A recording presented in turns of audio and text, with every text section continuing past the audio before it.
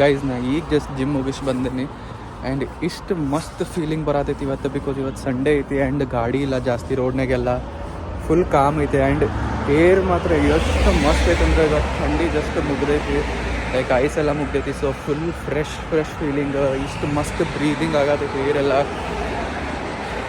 I don't know ಇಂಡಿಯಾದಾಗ ನಂಗೆ ಹಿಂಗೆ ಫೀಲ್ ಆಗೈತಿಲ್ಲ ಅಂತ ಹೇಳಿ, ಬಟ್ ನಾನು ಇಂಡಿಯಾ ಬಗ್ಗೆ ಕೆಟ್ಟದ್ದು ಮಾತಾಡ್ತೀನಿ ಅಂತ ಅನ್ಕೋಬೇಡ್ರಿ. ಬಟ್ ಜಸ್ಟ್ ದಟ್ ಇಲ್ಲಿದು ಏರ್ ಕ್ವಾಲಿಟಿ ಎಷ್ಟು ಮಸ್ತ್ ಐತಿ. ಫುಲ್ ಒಂಥರ ಹಿಂಗೆ ಜಿಮ್ ಮಾಡಿ ಬಂದಮೇಲೆ ಈಗ ಅದು ಬ್ರೀದಿಂಗ್ ಮಾಡಿದ ಕೂಡಲೇ ಮಸ್ತ್ ಏರ್ ಒಳಗೆ ಹೋದ್ಮೇಲೆ ಯಾವ ಲೆವೆಲಿಗೆ ಫೀಲಿಂಗ್ ಐತಿ ಗೊತ್ತಾನ.